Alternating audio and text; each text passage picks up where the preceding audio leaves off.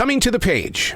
Arriving with discipline, but rarely is the heart ever in the mood to release and receive. Although it is positive, I can see why so many people find no reason to use ink as a connection to communicate.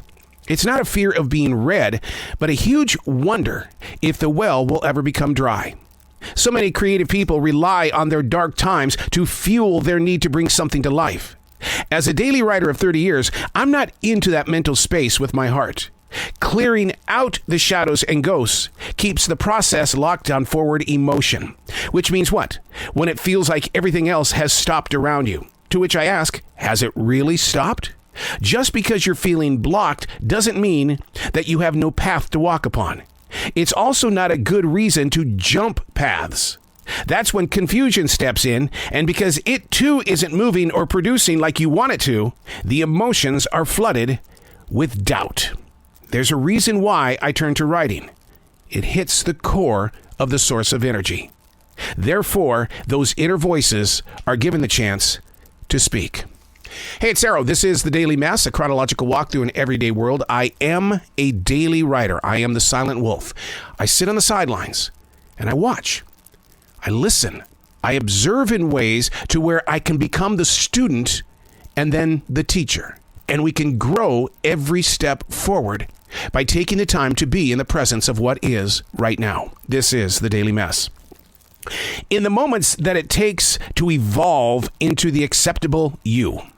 I'm going to say that one more time because it went by really fast and I want it to hit you in a way where you're going to go, oh God.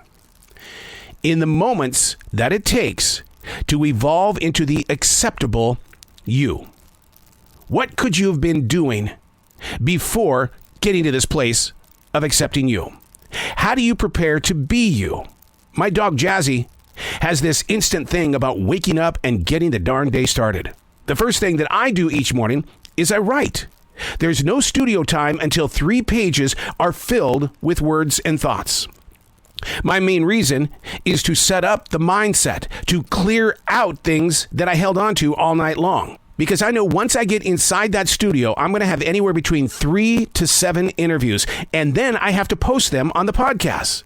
To be ready by accepting who it is that I am and how am I going to evolve into this person.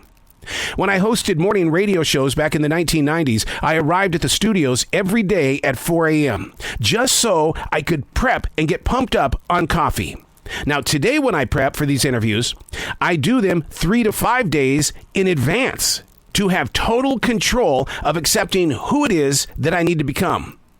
But in your moments of building today's you, what could you have done while you were gaining access to the acceptable you? Do you suddenly become? Do you instantly switch tracks if things aren't playing out the way you want them to? Or do you sit around complaining? Ugh, that's a punch in the gut, isn't it? How do you react when things are not going the way that you want it to? How do you find that place where it's the acceptable you? I've sat down with so many different creative people, and the majority of them, we all agree on one thing. The acceptable you has got to be liked by you. Now, could that be one of the starting points for you? Do you like yourself? I'm not asking you in a conceited or overconfident way. Do you like yourself? What is the acceptable you? And the acceptable you, what does it expect from the outside you? It's a growing process that takes time, but when you start noticing how your mind, body, and soul do have this harmony and it can be reached at any time of the day, then you learn to accept you quicker and more often. I'm Arrow, and that's The Daily Mess.